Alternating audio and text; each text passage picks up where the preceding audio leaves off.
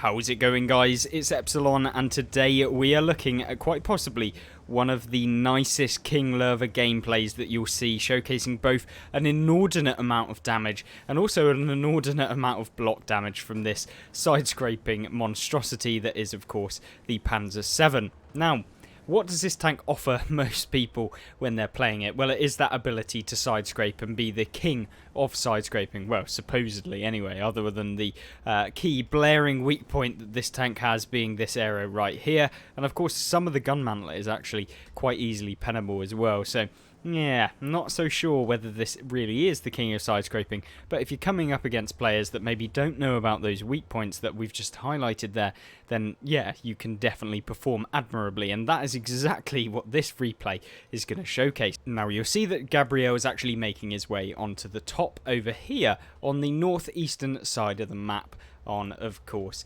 one of our favourites, Corellia. And this is the assault game mode, so of course you have to make a little bit of a push on this side to be able to win it and to be able to get forward, and therefore not just end up losing to not capping, which is one of those things that most of the time you like the opposite. But there we go. Hopefully they can move forward and actually progress this flank quite nicely, and that is what Gabriel is hoping to do here. You see him being not necessarily overly aggressive, but he's taking the position that's best for his tank, and that's why he's moving across into this position where he can hopefully side scrape and where he can hopefully avoid taking some, avoid taking any hits, but also whilst being able to pump out damage onto tanks that are 2 tiers lower than him, like the Lance and C there. It's obviously recently purchased it as part of one of those, one of the sales that Wargaming have got going on right now in the game. Now, there is of course a Centurion right here next to him, and we do know that there will probably be some tank destroyers sat in the back, and luckily he actually realises that there is a Carnarvon Action X. It's not a Centurion, so I was actually wrong, but there is a T-30 with a small gun sat back there at some point.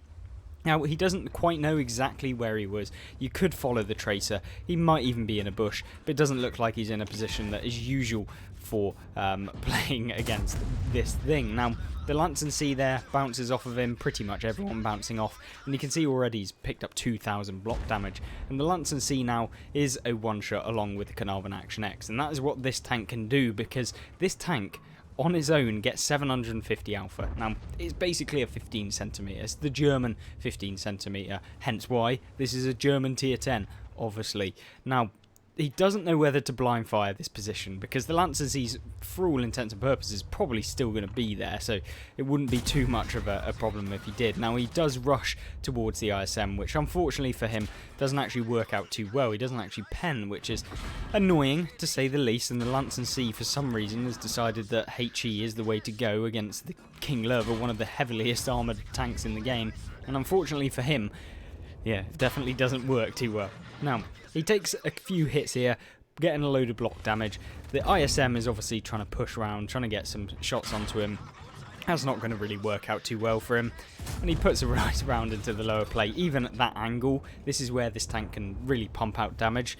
And albeit he's fired only standard rounds within this matchup, because it is of course a tier 8, he does have a ton, and I mean a ton of premium rounds, because yeah, it's a tank that probably doesn't want to bounce anytime. And you can see here he loads the premium round for the T28, which I don't really blame him for. You don't want to bounce off of that thing, and it is a little bit troll, so you can see him just trying to bait the E100 into missing him. Unfortunately, he does actually take the hit into the lower plate from the E100, which is really annoying, but in this scenario, he's going to try and do the same to the E100, and he places, hopefully, a round that pens into him there. Now, 3,700 damage done. He's obviously blocked 4,000. He blocks another 750 from the E100 and 240 from the T28.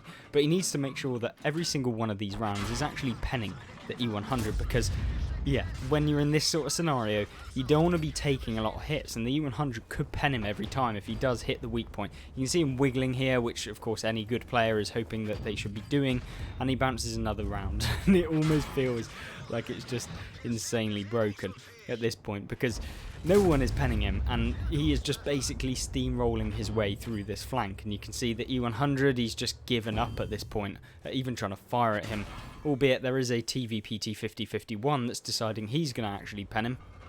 And now it's time for the U100 to try and come out. He puts a nice round into him before he can even take one from the U100, which is perfect. And having blocked 7,000 damage already, yeah, I'm sure that he's very happy with the result already within this game. Now 5,658 damage done, and a TVP coming outside on. We don't mind that at all, and that is where the damage starts racking up. At this point, the enemy team are just gifting him the win, to be honest, and that's something that you'll never really you won't hate for, because it's so easy when things like the K91 are sat side on out in the open, trying to put rounds into you at long distance when you have pretty small weak points from this sort of distance. Obviously when you're close up, the King Lurver becomes infinitely worse, because most people will know your kind of side weak point and therefore end up pumping you out.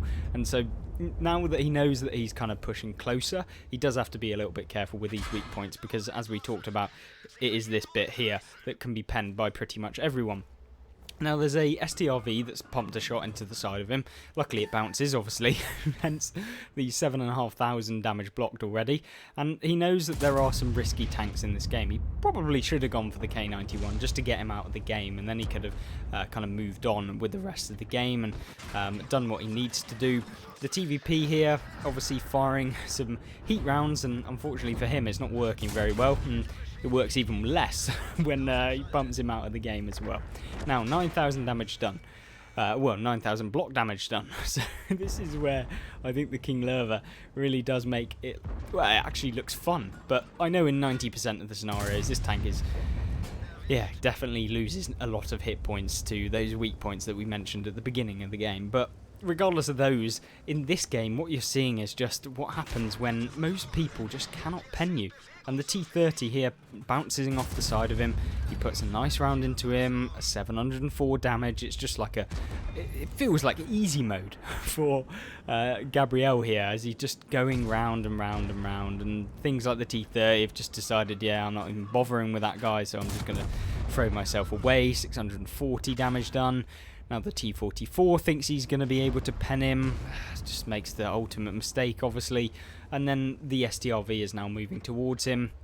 That's a tank you, to be fair, don't actually really want to be sat out in front of too often, because that thing couldn't really be a monstrosity. However, when you're going to be able to two-shot him, is not that much of a problem. Yes, he may pen you a couple of times, but you've got the alpha damage to just say and stick your middle finger up, to be honest with you. And therefore we have the STRV and the T44 kind of held a little bit in a bit of a stalemate, and that's really where I think this tank can do. It just can become a blockade for your team and pretty much anyone on the enemy team, since, yeah, it's just not very nice. Now, he does make a bit of a weird play here. I don't know whether I would have gone straight over the top, since they could track you, keep you in the air, and then could have been curtains for you. So, yeah, there's kind of that, but we're not going to complain too much. And of course the T44 here now is kind of trying to out-traverse, which is a little bit painful. Now he bounces, unfortunately, for the T44, and even worse for the T44, he shuts him down with that final shot of the game, meaning that he did manage to pick up 10,798 damage and 10,190 blocked and 1,946 assistance. Obviously firing quite a few premium rounds, but we won't put that down to him all too much. And of course, I really did enjoy watching this replay. Obviously, the King Lurver, not a heavy tank that you see doing extremely well like this in many scenarios, but nonetheless, a really great replay here from Gabriel, and I really do thank you for uploading it to the What Replay site. And of course, if you want to check out any more replays like this from Gabriel, then you can check out these videos on screen right now that will showcase some more tier 10 gameplay, and hopefully you'll enjoy those as much as you did this one. Thank you very much, and I'll see you there. Goodbye.